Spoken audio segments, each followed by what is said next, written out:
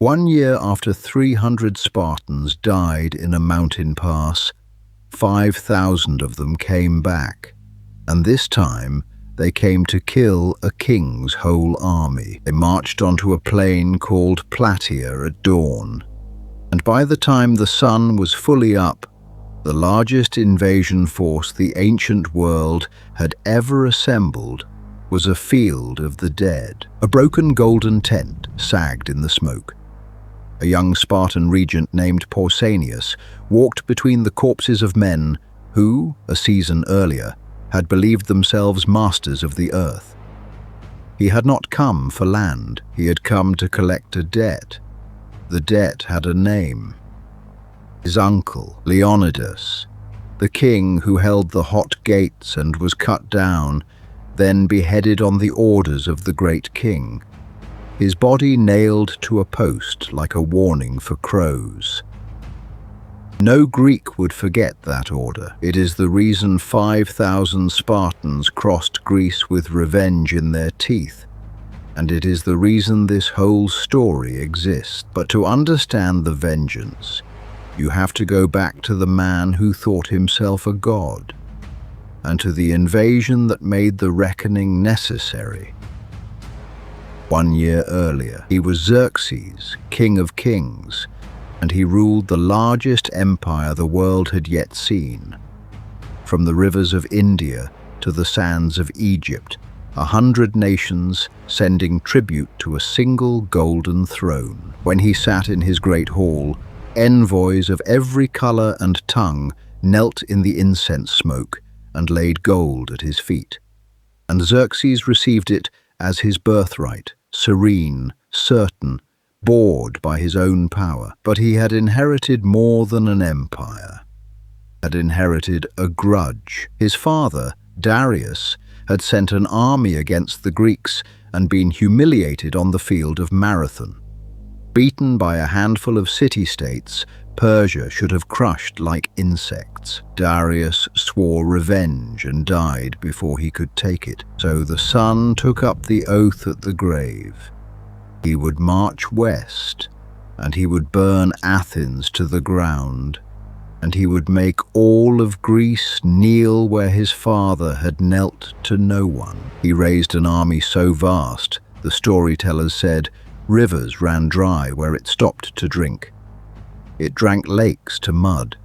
It stripped the land bare as locusts. When this ocean of men reached the Hellespont, the narrow water that divides Asia from Europe, Xerxes ordered his engineers to do something no man had done: to chain the sea. They lashed 600 ships side by side and laid a road across their backs, a bridge of boats stretching from one continent to the other. Then a storm came down the strait and tore it apart. Cables snapped, ships were flung against the shore. In a single night, the sea unmade the King of Kings' great work. Wiser man would have rebuilt it and moved on. Xerxes was not that man. He was thin-skinned, and he had been insulted, not by generals, not by an enemy king, but by water. So he took his revenge on the water. He ordered the Hellespont given 300 lashes with a whip, and men waded in and beat the waves until the sea foamed, shouting the king's curses at the current. He had irons heated and branded the sea, the engineers whose bridge had failed him. He had them dragged forward and beheaded on the shore, so that the next men would understand the price of failure. Then he built the bridge again. This time, it held, and the endless army began to pour across it into Europe. Days of them, a river of spears flowing west toward Greece, banners without number, and the ground trembling under their feet. At Xerxes' side rode an old man who was not laughing. Demaratus had once been a king of Sparta himself, exiled from his own city, and now he served in the Persian court. A Greek who knew exactly what waited on the other side of that bridge. Xerxes turned to him, amused, gesturing at the sea of soldiers, and asked the question of a man who already knew the answer he wanted. Would the Greeks, a few scattered cities, a rabble of shopkeepers and farmers, really dare to raise a hand against a host like this? Demaratus did not flatter him. He answered plainly. The Spartans, he said, would fight. It would not matter to them how many the king brought.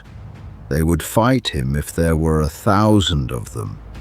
They would fight if there were 100. They would fight if there were one man left standing, because their law forbids them to flee, commands them to conquer or die where they stand. Xerxes threw back his head and laughed. He laughed at the old exile, at the idea that any people would stand against the whole earth for the sake of a law. He laughed the way powerful men laugh at warnings. He would remember that laugh. Within the year it would curdle in his mouth at a place called Thermopylae. And a year after that, on the plain at Plataea, the men Demaratus warned him about would come to make sure he never forgot it. Persia counted its millions. One Greek city counted nothing but soldiers. It grew no great fleets, raised no marble merchant houses, sold nothing the world wanted. Sparta made one product, and it made it better than anyone alive. It began with a boy and a scream. At 7 years old, a Spartan child was taken from his mother's arms. Not for a day, not for a season, but for good. She did not weep in front of him. Weeping was not what Spartans did. The boy was marched into the barracks and handed to the state, and from that morning the state was his mother, his father, and his god. They called it the agoge. For the next 20 years they starved him on purpose, so that he would learn to steal and go hungry without complaint. They beat him to teach him silence. They set the boys against each other in the dust until they bled, then made them fight again. Cloak in winter, bare feet on frozen stone, one thin meal a boy was expected to supplement by stealing, and flogged not for the theft, but for being caught. By the time he was a man, he could march all day under bronze, hold a shield wall while men died at his shoulder, and feel nothing on his face but the cold. Persia bought its soldiers. Sparta forged them, one broken childhood at a time. Their king was a man named Leonidas, past 50, grey in the beard, body written over with old scars. And as the Persian tide came west, Leonidas went to the oracle at Delphi and asked the question every Greek was asking. What would save Sparta? The answer came back cold and double-edged, the way oracles always did. Either Sparta would fall to the invaders, or a Spartan king would die. One or the other. The city or its king. Leonidas did not need it explained. He read his own death in the smoke, folded the words into himself, and did not flinch. He was already an old man. If the price of Sparta was one king's life, then the gods had named a bargain he could pay.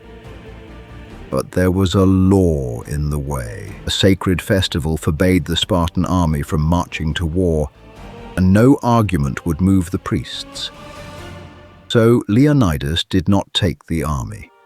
He took his personal bodyguard instead, 300 men, and he chose them by a rule that told you everything about what he knew was coming. Every one of the 300 had to be a father with a living son at home, because these men were not expected to return. He was selecting only from houses that would not die out when their bearer fell in the pass. 300 fathers, hand-picked to be spent to hold a gate against an empire and by the rest of Greece the one thing it did not have: time. He took them north to a place where the mountains fall straight into the sea, and the road between them narrows to a throat of rock 40 feet wide. The Greeks called it Thermopylae, the hot gates. Here the Persian millions meant nothing. 10 men or 10,000, only so many could come at the wall at once. Leonidas jammed the largest army in history into a corridor and made it fight him one narrow rank at a time. Xerxes sent riders forward with a demand: "Lay down your arms." Leonidas sent back 4 words that would outlive the empire that heard them: "Come and take them." The King of Kings waited. 4 days he sat and watched the pass, certain this handful of madmen would lose their nerve and run. They did not run. They combed their long hair in the sun and exercised naked on the rocks, calm as men before a festival. On the 5th day, insulted, Xerxes ordered his troops forward to drag the Greeks out in chains. They broke on the bronze like surf on a cliff. The phalanx was not a crowd of heroes. It was a single machine made of men. Shields overlapped into one unbroken wall, and from the gaps, the long spears came out in rhythm, punching, withdrawing, punching again, a threshing engine that fed on whatever the pass pushed into it. When a Spartan took a wound, he was hauled backward into the ranks, and a fresh man stepped into his place before the line even shivered. Wave after wave of Persians was driven into the throat of the gate, and wave after wave came apart against the shields, until the dead were piled so high the living had to climb their own countrymen to die. On his throne above the field, Xerxes watched his invincible army wash against 300 men and recoil. 3 times, the story goes, he leapt to his feet, not in triumph, in fear, clutching at his robes as he watched his soldiers break. At last, he sent the best he had, the Immortals, 10,000 elite guardsmen, the finest infantry in the empire, a corps kept forever at exactly 10,000 because every man who fell was instantly replaced. He advanced into the pass, expecting to end it. The Spartans fed them into the same machine. The long spears found the gaps in the wicker and the scale. The short stabbing swords worked in the crush, where a Persian's longer blade had no room to swing. The Immortals were thrown back with the rest, bleeding, over the bodies of the ordinary men who had gone in before them. 2 days, and the hot gates held, and the King of Kings had learned the one thing Demaratus had tried to tell him in the north: that you can't buy men like these, and you can't frighten them.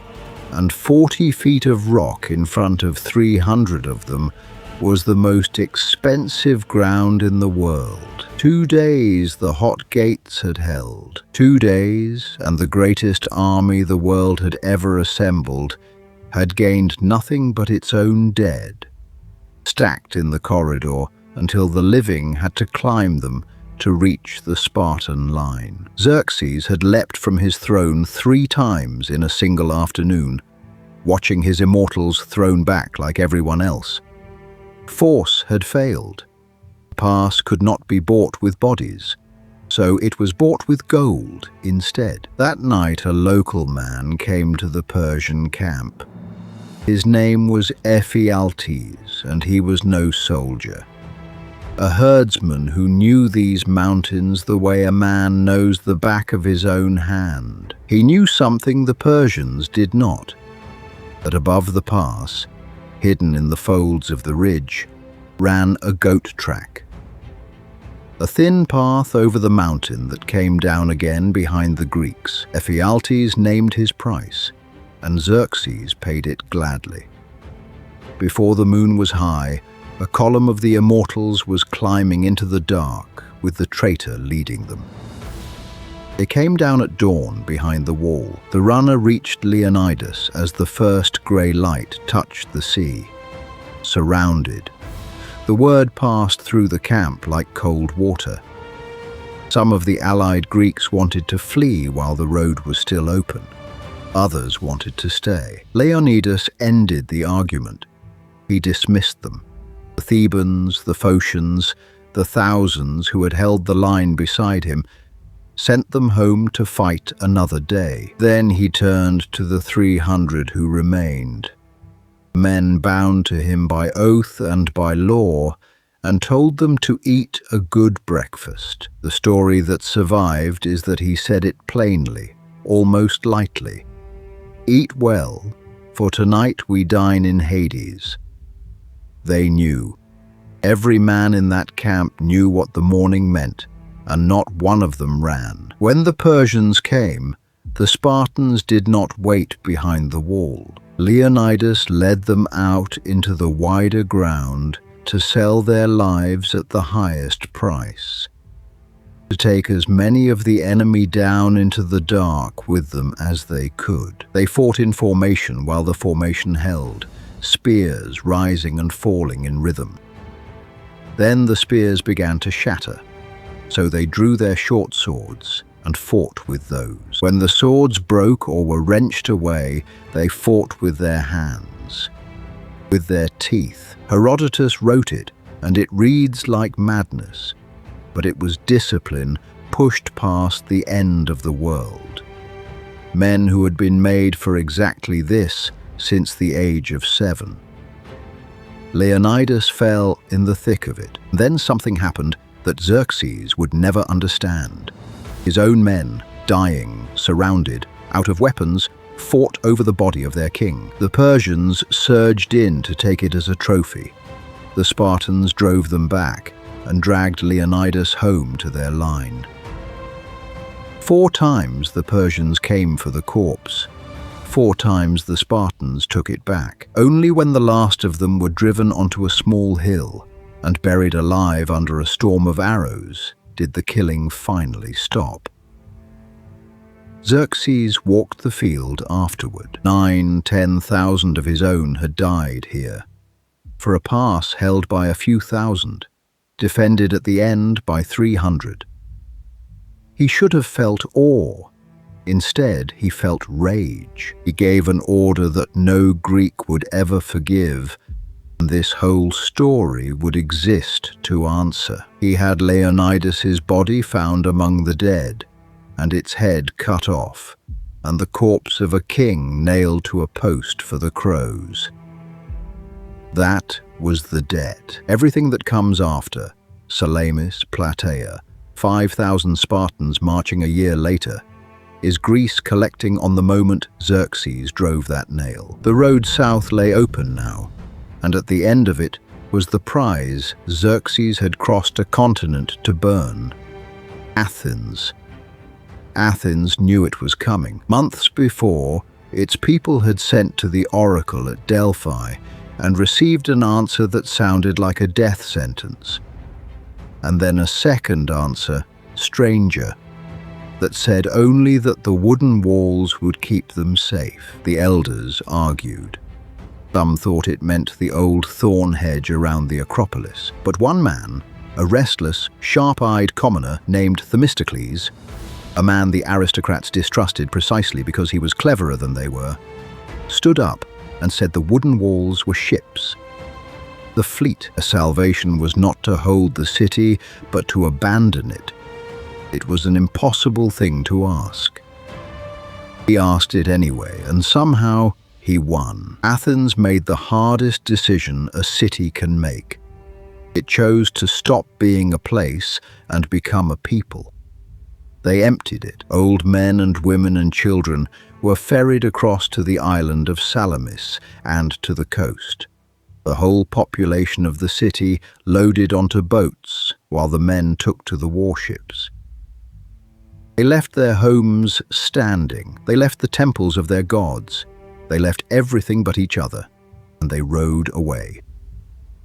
Xerxes marched into an empty Athens. A handful of defenders had refused to leave the Acropolis, trusting in their wooden fence. The Persians shot them down and stormed the rock. And then Xerxes did the thing his father had died wanting to do. He burned it, the temples on the Acropolis, the holiest ground the Athenians had, went up in fire, the old wooden columns catching, the smoke rolling black into the sky above the city. Out on the water, from the crowded decks at Salamis, the Athenians watched their homes burn. They watched their gods burn. Some of them wept openly, some just stared. Everything a person builds a life around.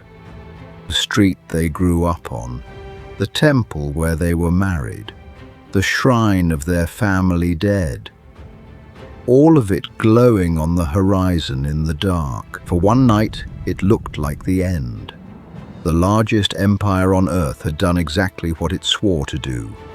Sparta's king was crucified. Athens was ash. Greece was a scatter of frightened ships in a strait, arguing about whether to run. It was the lowest point.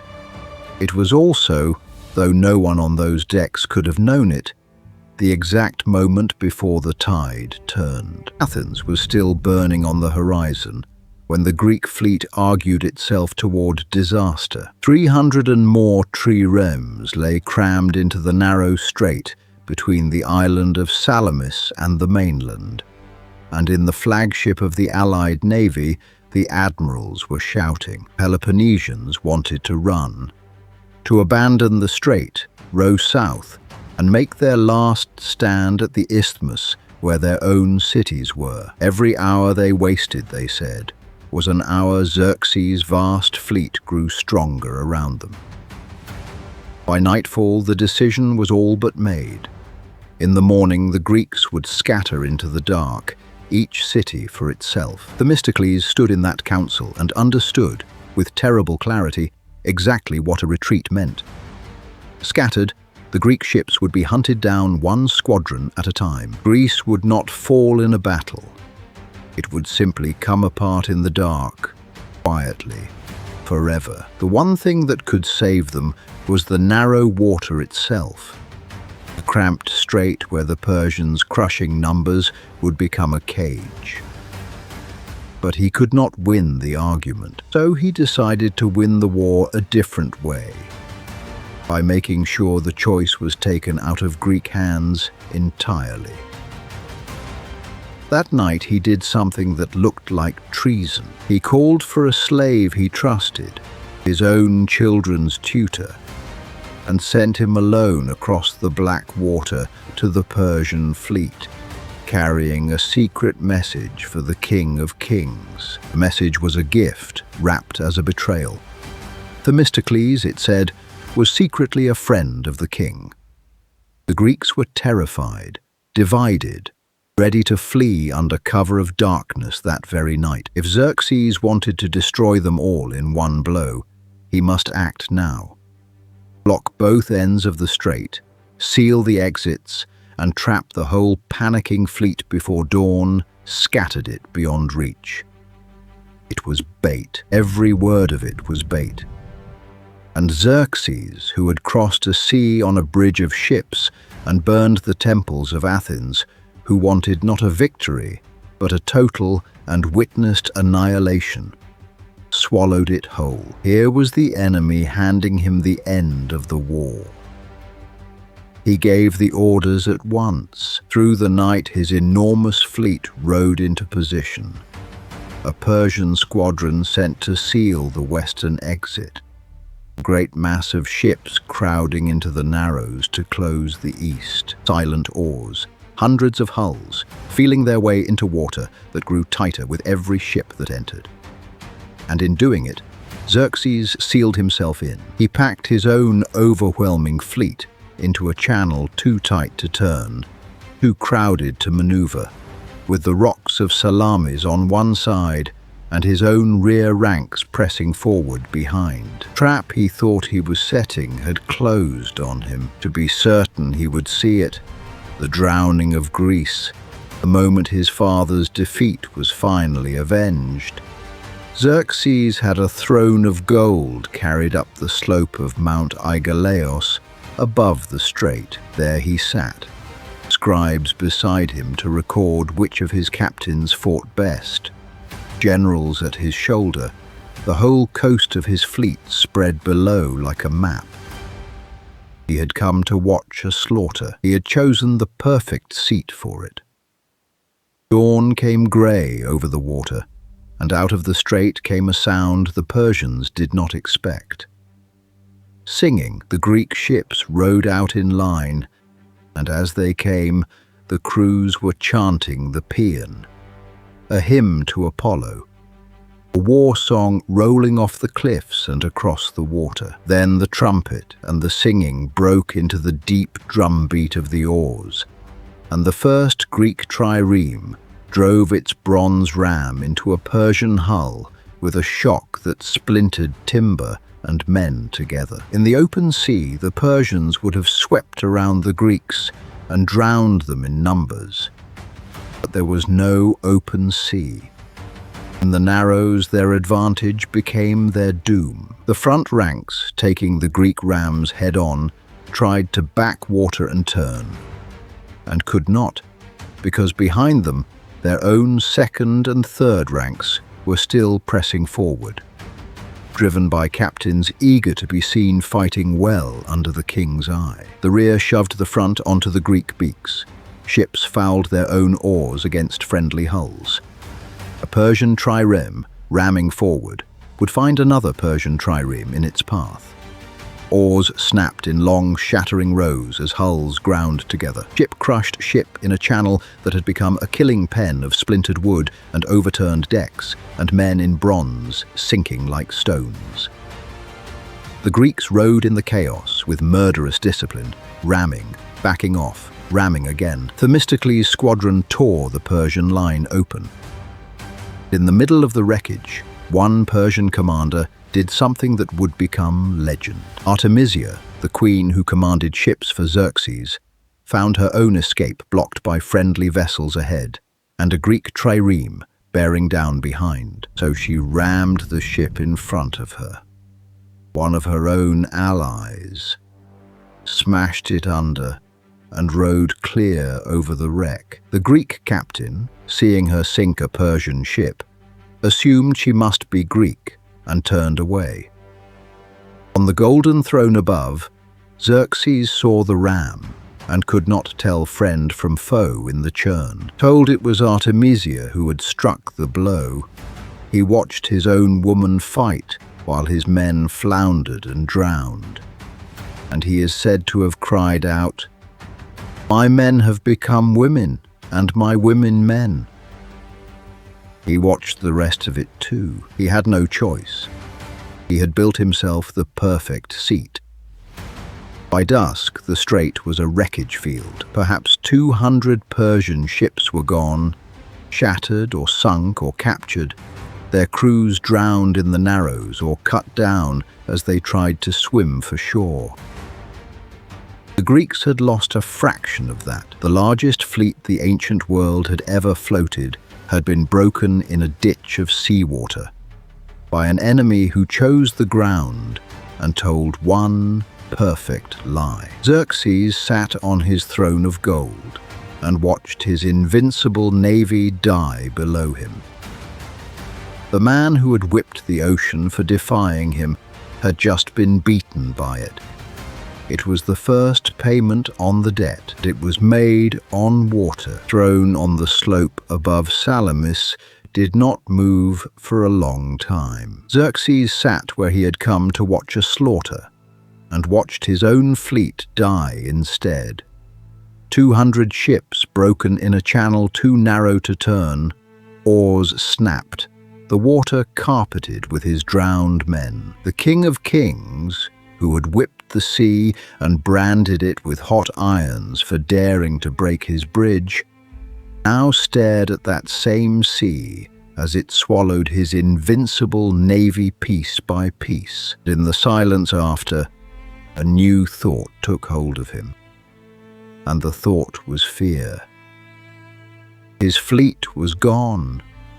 The Greek ships that had just butchered it were faster than his army, and they were still afloat. One idea ran cold through him.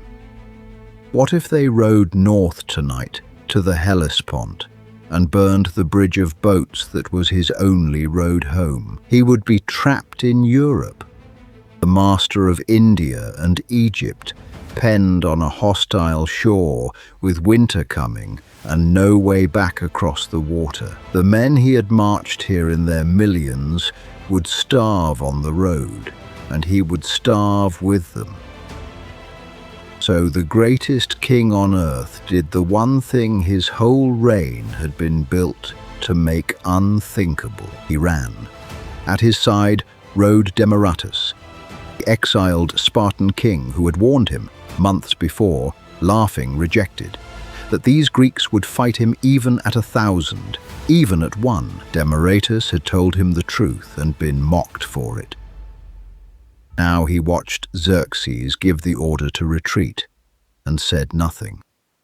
There was nothing left to say. The King of Kings was doing the very thing Demaratus had told him no Spartan would ever do: turn his back and flee the field.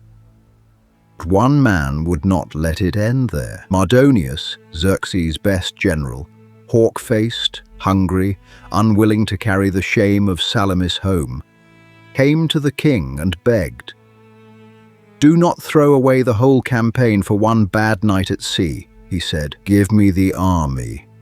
Give me the men who have never lost on land, and I will finish what you began. I will lay Greece at your feet and send you the news." Xerxes, desperate to keep something of his conquest and desperate to be gone, agreed. He picked out 300,000 of his finest, the seasoned infantry, the cavalry, the troops still unbeaten in the field, and handed them to Mardonius. Then he took the rest and fled for Asia, marching hard for the bridge that might already be burning. Mardonius watched his king disappear up the road and felt not abandoned, but unleashed. He led his picked army north to winter in the rich country of Thessaly, feeding his horses, resting his men, certain that when the spring came, he would do what no one else had managed: crush the Greeks on open ground where numbers won. He was the most powerful man left in Europe. He had a magnificent army, a season to prepare, and a name to make immortal. He had 1 year to live. Winter passed, and in the spring of 479, the Greeks did the thing they had never once managed to do in all their squabbling history.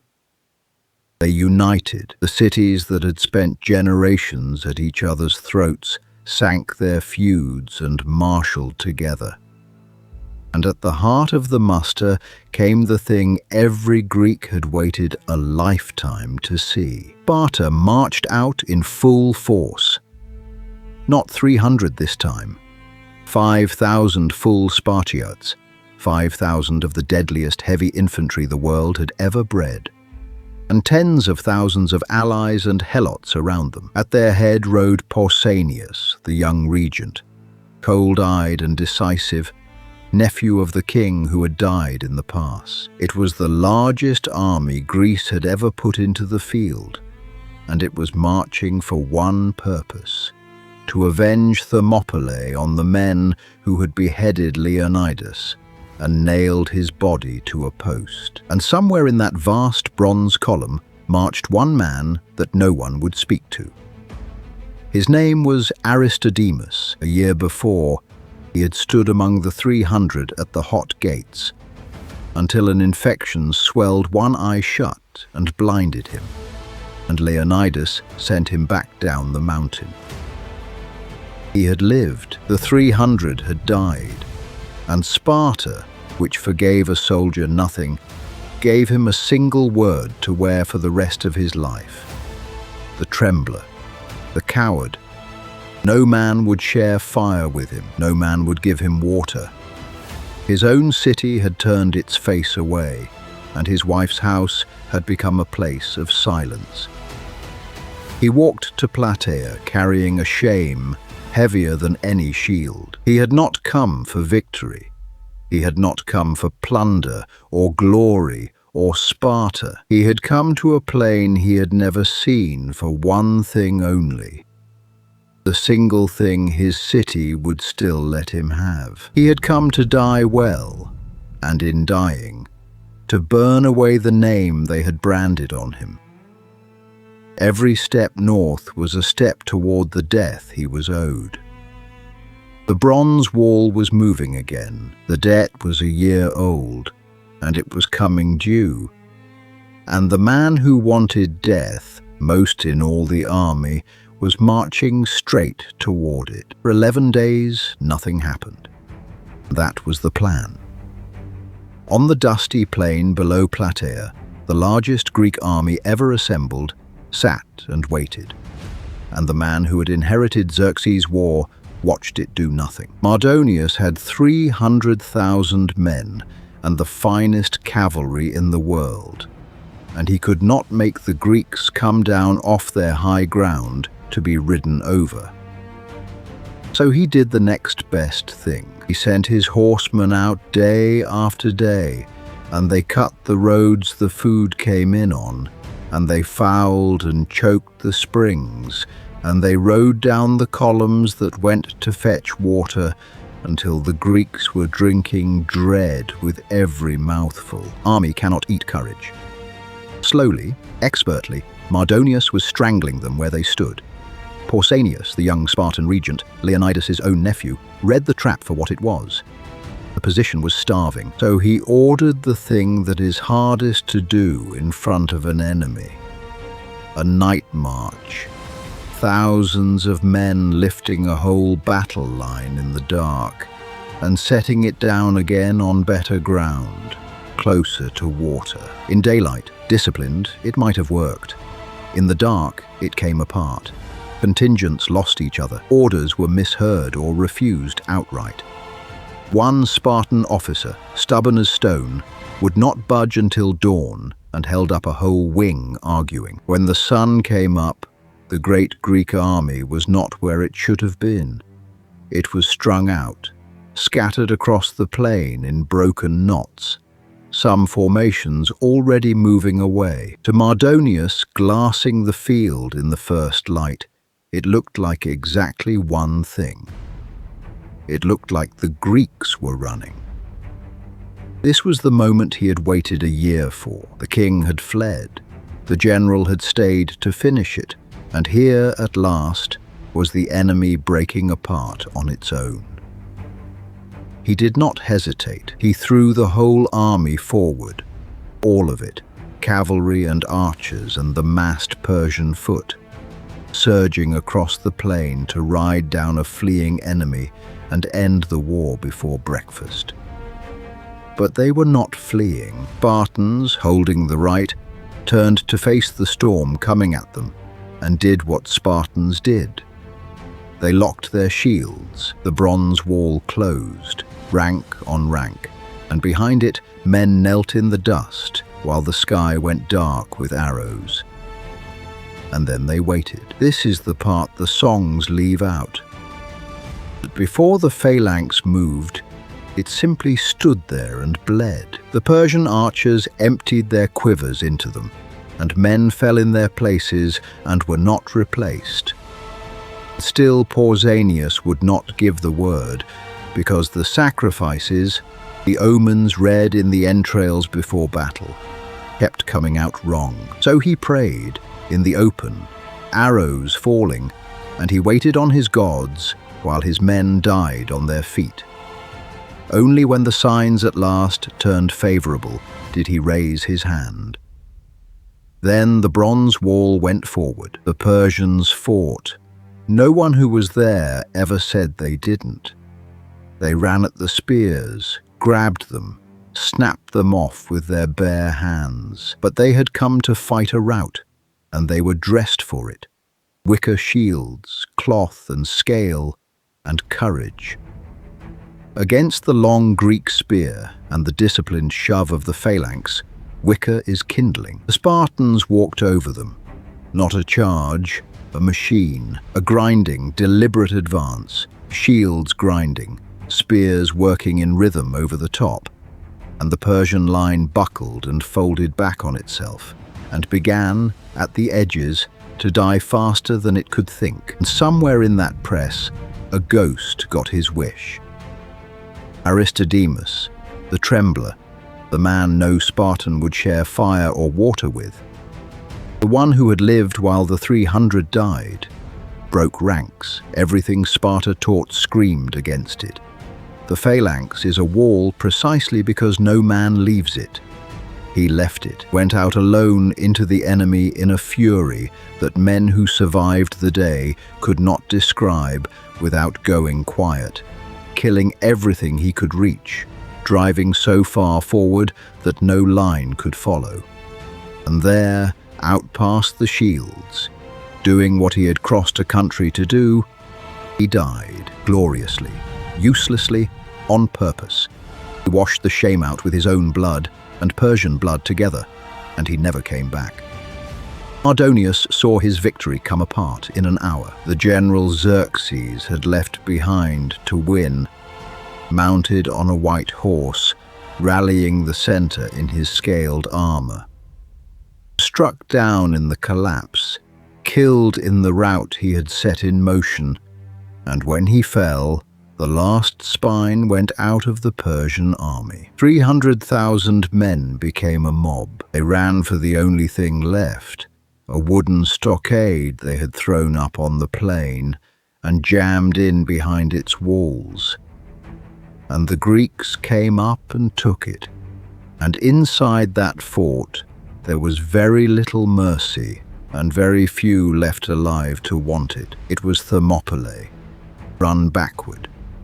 The same weapon that had held the hot gates for 3 days, the phalanx, the wall of bronze and disciplined men, now broke the empire that had overrun it. 1 year, almost to the season. The debt was paid in full. When the field was quiet, the Spartans counted their dead and named their bravest, and there was no argument about who it was. On that plain, no man had fought like Aristodemus. He had killed more, dared more, gone further than anyone alive. And Sparta gave him nothing, no special honor, no name carved above the others, because the judges ruled coldly in the way that only Sparta could be cold. He had not fought like a soldier holding the line. He had fought like a man hunting his own death, and found it. And that was not the same thing. A Spartan holds his place in the wall, so the man beside him lives. Aristodemus had left the wall. That he left it to die magnificently did not change what he left. Even his redemption they measured against the hard rule, and by that rule it fell short. The trembler earned back everything but the thing he wanted most, to be counted simply as one of them. That was Sparta. That was the machine that made the men who stood at both those passes. Mardonius was dead. Xerxes never came back. Not that year, not ever.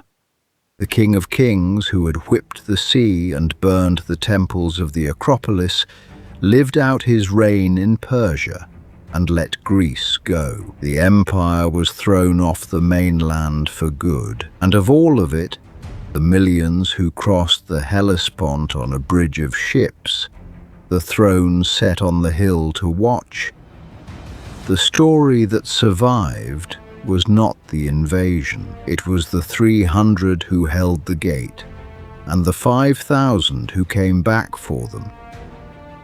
Leonidas had read his own death in an oracle and walked into it anyway. He went up into that pass certain of almost nothing, only that it might, if he was lucky, buy the rest of Greece a little time. He could not have known what the time would buy. He never saw Plataea.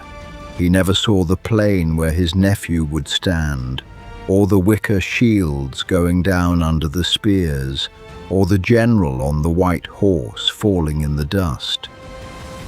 He only bought the year. He could not have known that 1 year later, on ground he would never walk, 5,000 of his countrymen would stand where he could not stand, and collect to the last coin the debt that Xerxes ran up the day he had a dead king beheaded and nailed to a post. They remembered Leonidas.